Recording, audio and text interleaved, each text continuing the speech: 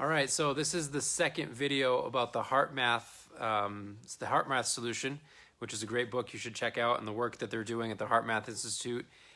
Feel free to Google that and check that out on your own.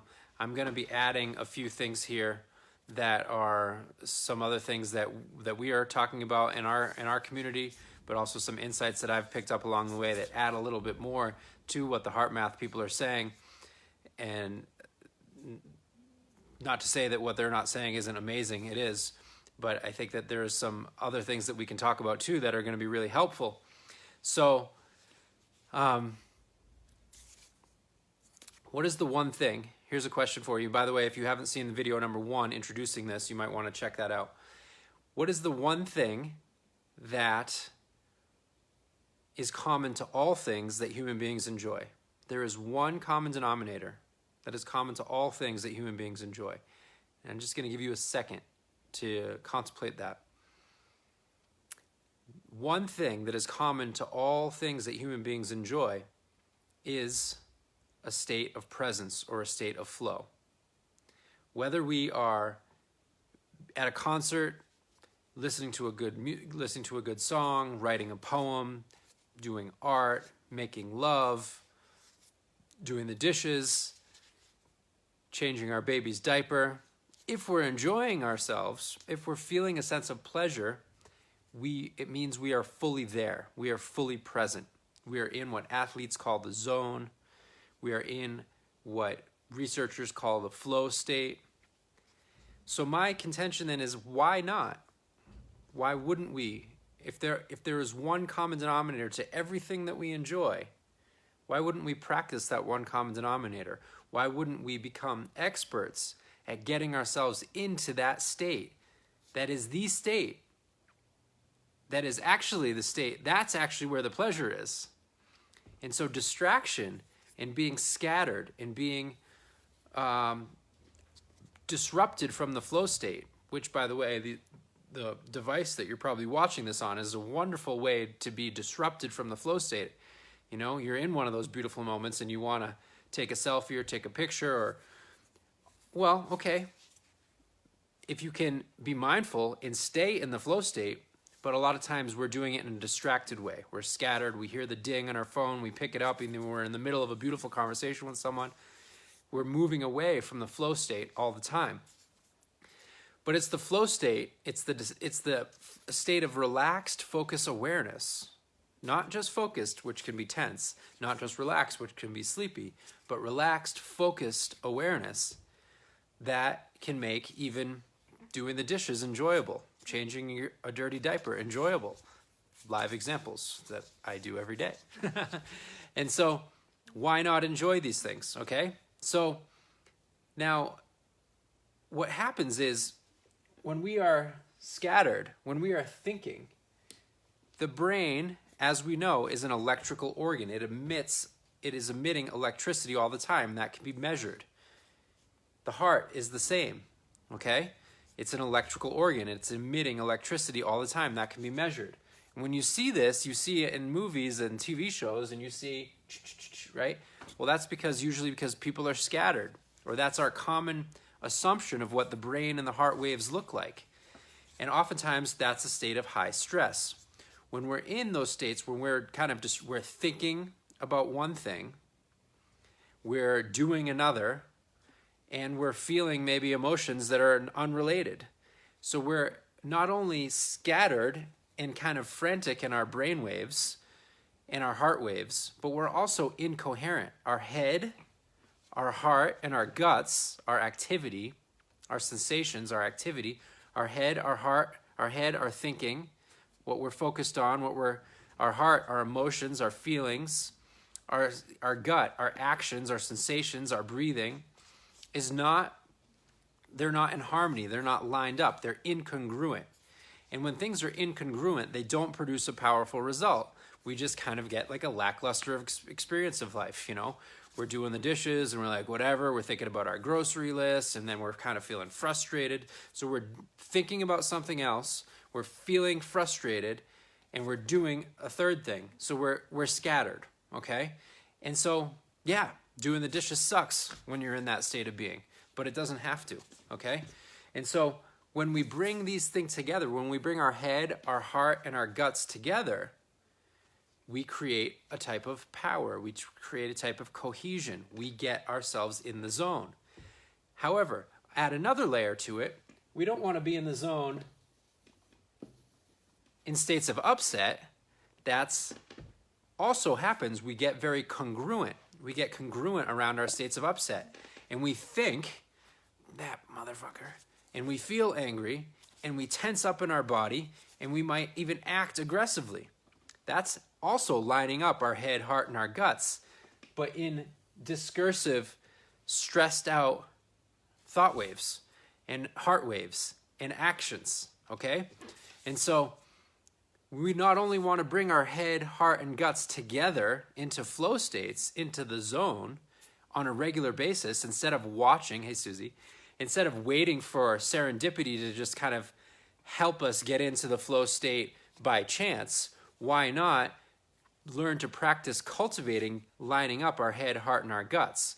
But we also want to line up our head, heart, and our guts in a way that feels nice, that is productive, that is enjoyable, that is pleasant, that is creative, that is loving, that is kind. All these experiences that we want to have, we want to be in charge of that.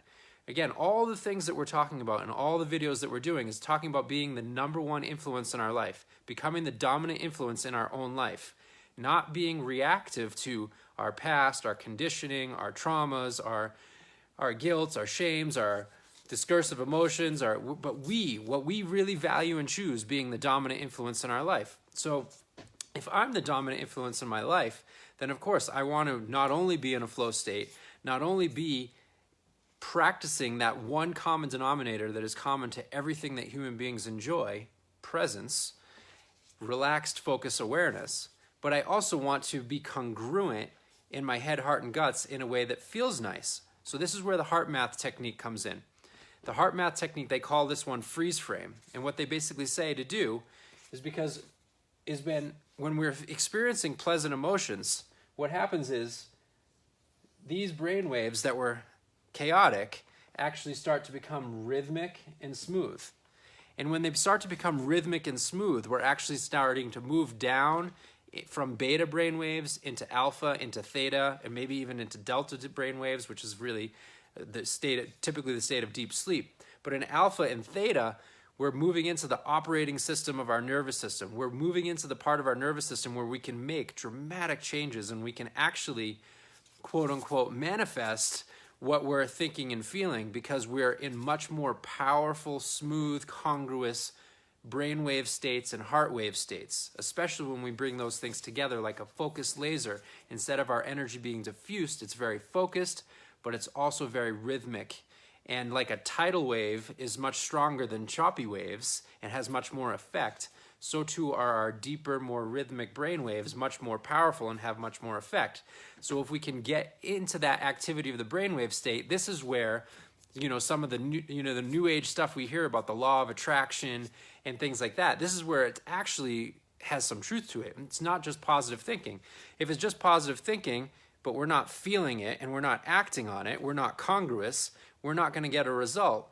And if it's discursive thinking, if we're easily distracted, if we're not focused, if we're not relaxed, if we're not in a state of positivity, actually if we're not in the state of positivity, it's the positivity that creates much more powerful brain waves than the states of stress, of fight, flight, and freeze, are chaotic and shallow, and they don't produce a tremendous result except for that they're stressful and annoying. So the freeze frame technique is to kind of stop us from doing all that discursive thought and then come down into our heart. And we go pause, we freeze. They say we freeze the frame, and then we just come into our heart space and we feel, and we imagine as if we could breathe in and out of our heart.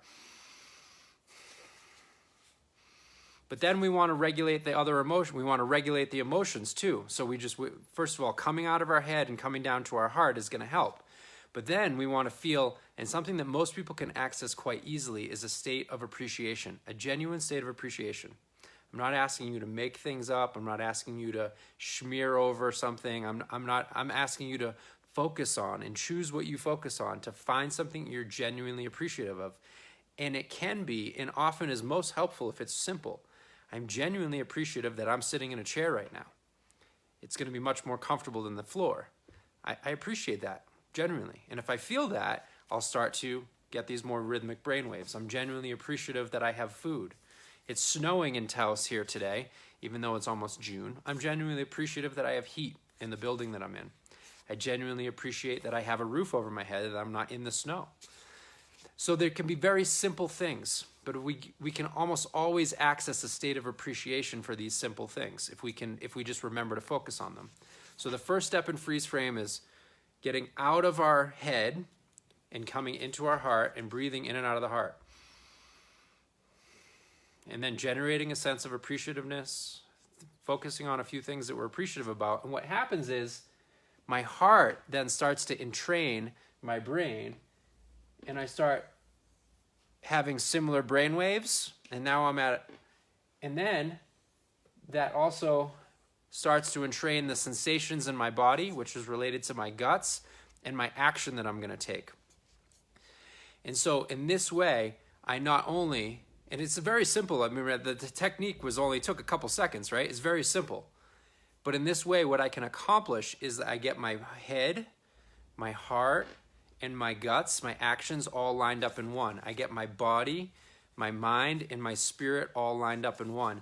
And that produces a much more powerful result than being scattered.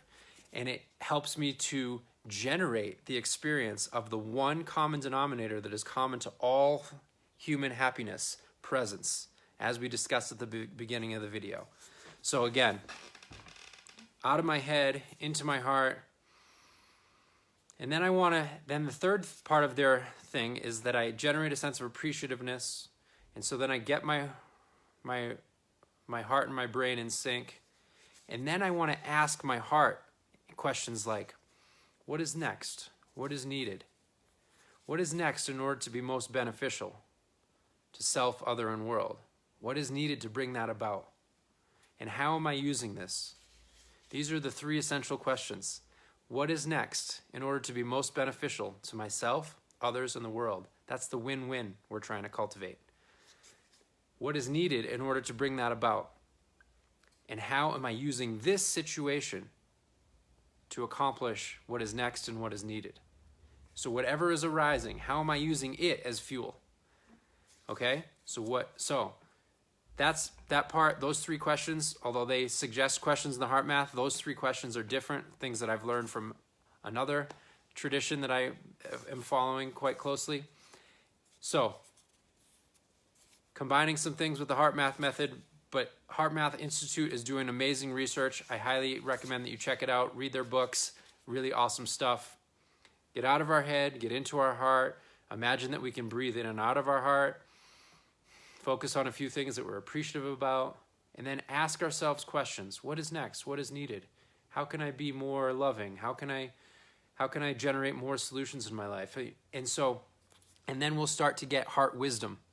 Our heart has been proven by the HeartMath Institute to be an intelligent organ with its own brain, with its own knowledge, with its own awareness.